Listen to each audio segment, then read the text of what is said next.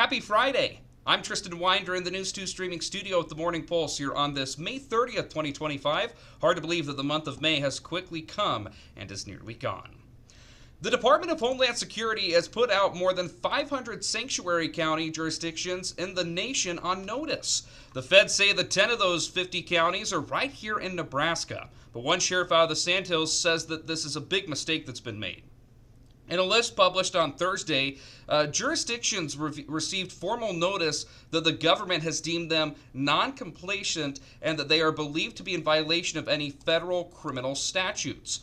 Thomas County Sheriff Joseph Smith, however, says that DHS does not have the facts straight, that at least 6 of those 10 counties in Nebraska are not sanctuary counties. The counties that were included on the federal website in Nebraska include Arthur, Blaine, Grant, Greeley, Hooker, Howard, Logan, Loop, McPherson, and Thomas counties. There's a lot more to this story, and it can be found on the free News 2 app. And statewide news today, Capitol coverage continuing for the legislative session that is quickly wrapping up. One of many bills that we've been keeping an eye on this legislative session revolves around paid sick leave as lawmakers decide who should qualify. Approved by 33 senators Wednesday night, more than 70% of Nebraska voters were in favor of paid sick leave ballot initiatives, but now face modifications championed by Senator Bo Ballard. The bill, LB 415, now leaves out businesses with less than 10 employees, seasonal workers, teen workers ages 14 to 15, leaving a bad taste in some senators' mouth, including Lincoln Senator George Dungan. When the voice of the people is so resoundingly in one camp, and then you have 49 of us down here in the legislature completely walking back the will of the people, people should be upset. The bill now heads to the governor's desk. He is expected to sign it into law sometime here in the next few days. Nebraska's delegation in Washington took time this week to recognize ag producers and the unique challenges they face when it comes to mental health.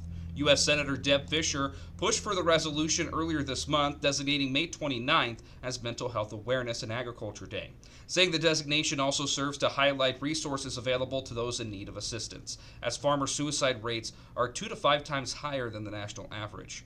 For those needing assistance here in Nebraska, the Rural Response Hotline is 1-800-464-0258, and the Suicide Crisis Lifeline is 988.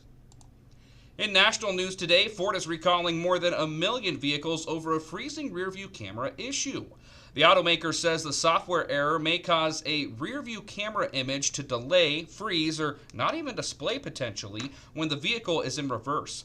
The recall includes more than 500,000 Ford F-150s and also covers a wide range of other vehicles, including Mustangs, Broncos, and even Lincoln vehicles as well from the Ford Auto Company. Customers will get a letter from Ford next month if their vehicle is one that may potentially be impacted. In other recall news, you might want to pay attention if you drive a Toyota Tundra, as over 440,000 are being recalled due to a light failure. This includes both the Tundra and Tundra Hybrid from 2022 through this current year. Moisture may seep into the light assemblies over time. That could cause reverse lights to fail. Owners will be notified by mail at the end of the month or into next month if their vehicle needs to be taken in to a Toyota dealer for repairs. And lastly, today, the airlines of United and JetBlue are partnering ways. The airlines announced an agreement called Blue Sky that would allow frequent flyers to earn and use miles on each of their other airlines for most flights. This, again, applies to JetBlue and United Airlines. And frequent flyer benefits, including priority boarding, free baggage, and prepared seats, will be offered as part of this deal between the two. The program would also allow for tickets to be sold on each other's websites and apps. Unique partnership here from a couple of airlines with JetBlue and United. Rounding out the week here on the Morning Pulse with a check of the 7-day forecast. More summer and spring-like temperatures for us this weekend, it looks like. Can't rule out chances of storm activity when we roll into the early portions of next work week. Specifically, Monday, Tuesday looks to bring some strong chances. See a dip down in the temperature as well as soon as we hit into Tuesday. Obviously, that's going to be related to some storm activity in the region as well. I will be out of the office next week, but back in the following week as we gear up for Nebraska Land Days here when the month of June rolls around in North Platte. In the meantime, take care.